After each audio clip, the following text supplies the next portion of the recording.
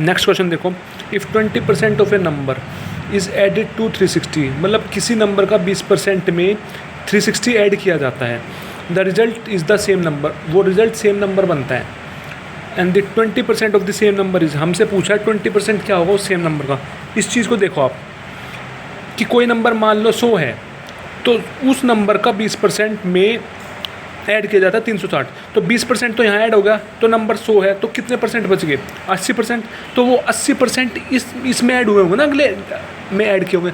मतलब जब कोई चीज़ 100% होती है, पहले तो 20 नंबर उसने 20% निकाल दिए, फिर उसमें ऐड किया जाता है 360। जब 20% पहले ऐड कर चुके हैं तो अगले में तो 80% ही ऐड करेंगे ना, तो हमें अगले में 80% ऐड किए और इसने बता रखा है 360, तो 80% किसके बराबर? 360 के। तो यहाँ से 1% किसके बराबर? 360/80। तो क्वेश्चन में निकालना क्या है? 20% ऑफ द सेम, उस सेम नंबर का 20%। तो 1% इतना, तो 20% कितना? 360/80 इंटू 20, 20 चौके 80, 4 से काटेंगे, 4 9 36, तो 90 आंसर आ जाएगा। कितना? 90। तो इसका आंसर होगा 90। या तो एक तरीका ये है, या दूसरा तरीका है जो बेसिक है। वो बेसिक क्या कहता है, वो बेसिक तरीका देख लो। इसने बोला है कि पहले तो 20 किसी नंबर का 20%, वो नंबर मान लो x है, तो x का 20%, x का 20% कितना होगा? x into 20/100 is added, add किया जाता है 360 को, 360 को ऐड किया जाता है। वो फिर जो रिजल्ट बनता है वो सेम नंबर बनता है, मतलब x बनता है। ठीक है, तो इसको सोल्व करेंगे। 20×100 तो क्या बन गया? x/5 plus 360 is equal to x। तो इस x/5 को उधर ले जाएंगे तो ये माइनस में हो जाएगा, क्योंकि x वाले को एक साइड लेंगे ना। तो x minus x/5 is equal to 360। अब इसका हम ले लेंगे एलसीएम, तो एलसीएम क्या आ जाएगा? 5। यहाँ पे 1 है, 1 में 5 बनाने के लिए कितने से मल्टीप्लाई करनी पड़ेगी? 5 से।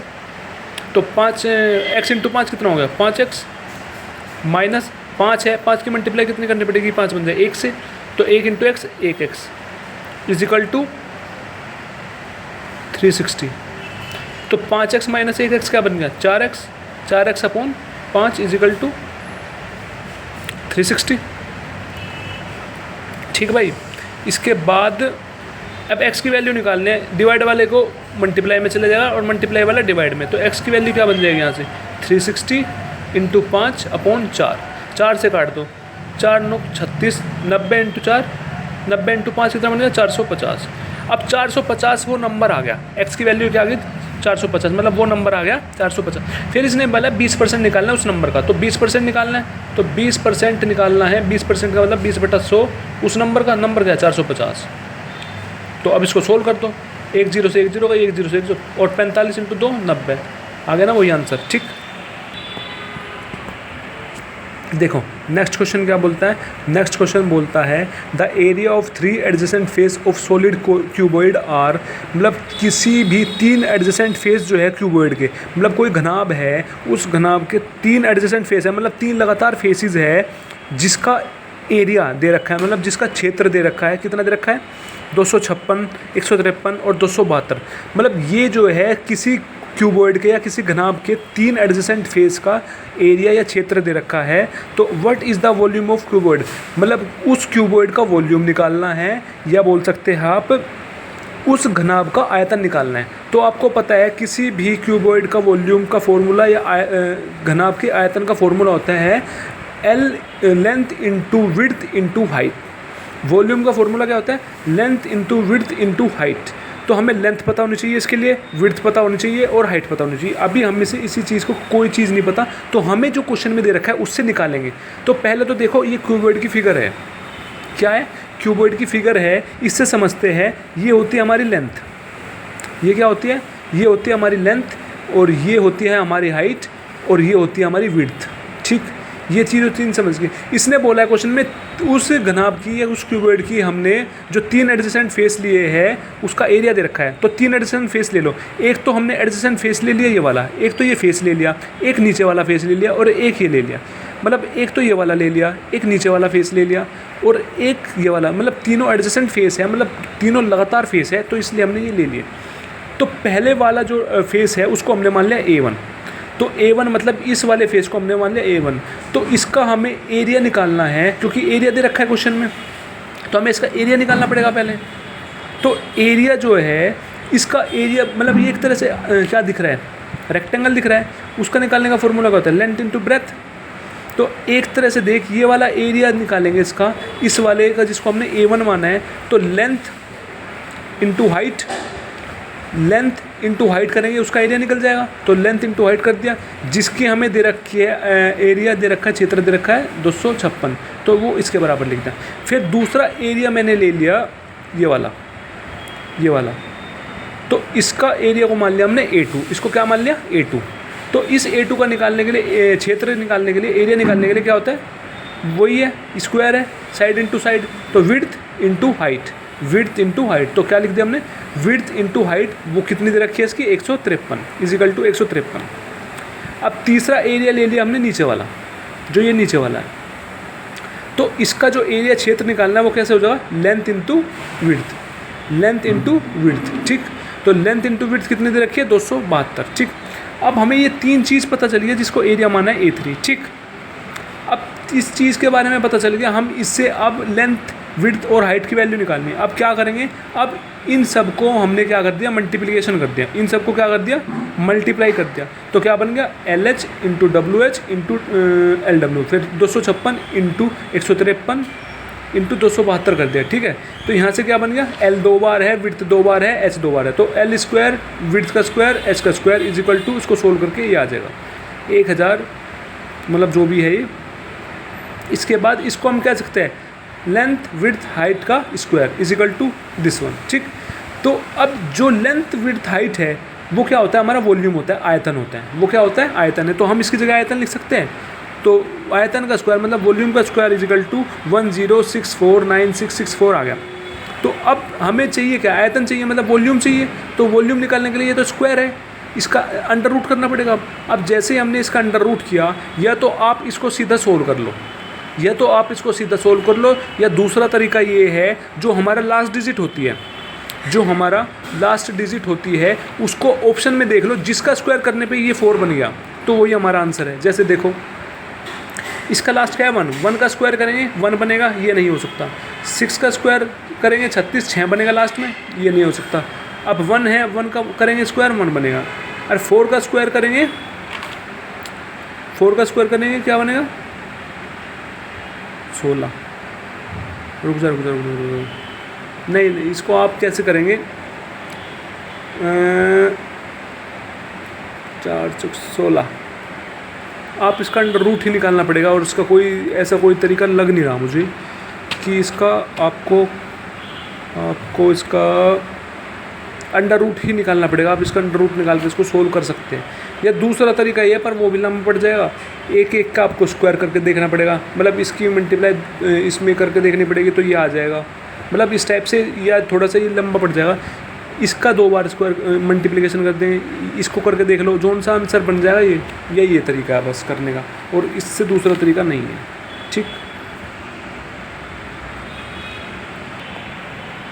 नेक्स्ट क्वेश्चन देखो, नेक्स्ट क्वेश्चन क्या बोलता है, एक car travel 80 kilometre at the speed of 20 kilometre per our. एक कार है जो कि 80 किलोमीटर डिस्टेंस के किस स्पीड से चल रही है, 20 किलोमीटर पर आवर की स्पीड से चल रही है। And the next 30 kilometre at the speed of 30 kilometre per our, और अगली 30 किलोमीटर वो चल रही है किस स्पीड से, 30 किलोमीटर पर आवर की। What is the average speed for the whole journey, पूरी जर्नी की एवरेज स्पीड बतानी है। तो क्या निकालना हमें, एवरेज स्पीड निकालना है। क्या निकालना है, एवरेज स्पीड निकालना है। तो सबसे पहले क्या करेंगे हम, सबसे पहले करेंगे एवरेज स्पीड का फॉर्मूला क्या होता है, total distance upon total time. हमें टोटल डिस्टेंस तो पता है, क्योंकि पहले 80 चला है फिर 30 चला है, तो टोटल डिस्टेंस तो हमें पता है। अब टोटल टाइम हमें पता नहीं है, तो इसका मतलब है अब हमें क्या निकालना पड़ेगा, टोटल टाइम निकालना पड़ेगा। वो कैसे निकालेंगे, जो हमें क्वेश्चन में चीज़ दे रखी है उससे टाइम निकालेंगे। इसने क्या बोला है, पहले पार्ट में बोला है जो कार है वो ट्रैवल करती है 80 किलोमीटर, पहले पार्ट में 80 किलोमीटर चलती है किस स्पीड से, 20 किलोमीटर की स्पीड से। तो इस पार्ट से पहले टाइम निकालते हैं हम। तो तुझे सबको पता है कि स्पीड का फॉर्मूला क्या होता है, speed is equal to distance upon time. Speed 1 इसको पहली पार्ट है, तो इसको मान लेंगे speed 1 is equal to distance 1 upon time 1। तो टाइम 1 निकालना है हमें, तो टाइम 1 का फॉर्मूला क्या होगा, डिस्टेंस 1 अपॉन स्पीड 1, ठीक। अब क्या करेंगे, अब हमें डिस्टेंस कितना दे रखा, 80, तो 80 लिख दिया, अपॉन स्पीड कितनी रखे 20, तो 20 चौक 80, तो टाइम कितना आ गया पहले पार्ट के लिए 4 घंटे। तो नेक्स्ट देखो, अब नेक्स्ट क्या बोलता है, नेक्स्ट बोलता है कि नेक्स्ट क्या बोल रहा है, कि अगले में वो 30 किलोमीटर चलता है किस स्पीड से, 30 किलोमीटर पर आवर की स्पीड से। तो सेकंड पार्ट में क्या करना है, सेकंड पार्ट में भी करना है, स्पीड फॉर्मूला लगाना है, स्पीड 2 = डिस्टेंस 2 अपॉन टाइम 2। तो यहाँ से टाइम 2 निकाल देंगे, डिस्टेंस 2 अपॉन स्पीड 2। तो डिस्टेंस कितना है हमें 30, अपॉन स्पीड कितनी है 30, तो 30 1 घंटा आ गया।